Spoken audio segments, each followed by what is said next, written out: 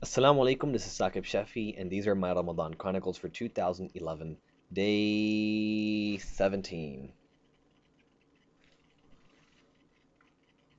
For day 17, we're going to be talking about our moms during Ramadan. The reason why I wanted to mention this is because I was talking to one of my cousins who lives here in the Michigan area, and his mom is currently in India for Ramadan until the end of Ramadan, and she won't be coming back until after it's done. So he's telling me that it's just him and his younger brother. It's just two kids in the family, and his dad works and stuff, and he's on summer break. But he was telling me like, man, I'm doing the cleaning in the house like I've never done before. My younger brother's helping me out, and on top of that, we're starting to like deal with cooking and like the dishes and all that stuff. And he told me, man, I had no idea what my mom does for me, right? Especially during Ramadan. We're so used to the fact that our parents wake us up like just a couple minutes before we need to wake up for the time for suhoor, and all the food's ready, and you go downstairs, you're groggy, you eat the food, and then you just barely pray Fajr and you go to sleep. And it's your mom who is always waking up earliest to wake up you to make the food, go back and try to wake you up a second time, go back and make the food, come back a third time, right? And tell you there's only 10 minutes left, and they'll be the ones that are always there for you, always making food for you, so on and so forth.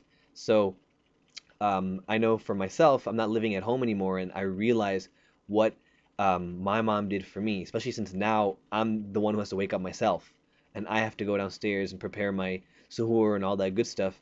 So, when I see what it takes for me to do this on a personal level, I see what my mom had done for me and what our parents do for us.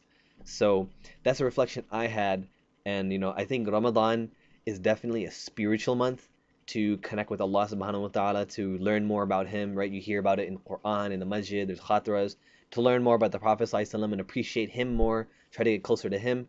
But also, I think this month is the month of your mom, of your mother, to really see what they do for you, to really kind of appreciate what they do for you and all that, to really appreciate all the blessings that they give to you, to appreciate the way they raise you and the way they raised you and the way they treat you, and to really be thankful to Allah subhanahu wa ta'ala for what they gave you. And in terms of being thankful, the Prophet ﷺ used to spend the night praying to Allah subhanahu wa ta'ala to the point where his feet would get cracked at the bottom. And Aisha radiallahu anha used to ask, Ya Rasulullah, why are you doing this when you're guaranteed Jannah? And he said, shouldn't I be a grateful servant? So you see the correlation between thankfulness and actions, right? If I'm thankful, I can be thankful in my heart, right? And then the next step, maybe I can say something with my tongue, thank you, jazakallah khair. But then on top of all of that is action, right? This is like the height of gratefulness.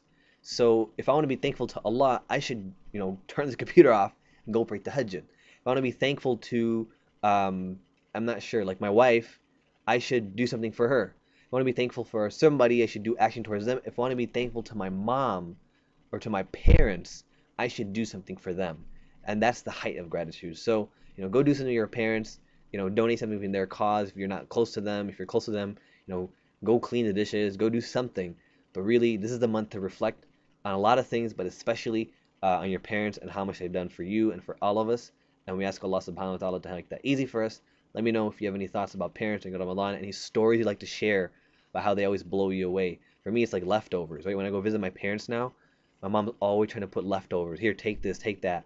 And I can't take all of it because it's just me and my wife. And there's so many iftar parties here in Michigan that the food's gonna go to waste. But no matter what, she's always there to make that food, to put it in the car for you, all that good stuff. So share any stories you got with me, Facebook, Twitter, YouTube comments, and inshallah, I'll talk to you guys later. Assalamu alaikum wa rahmatullahi wa barakatuhu.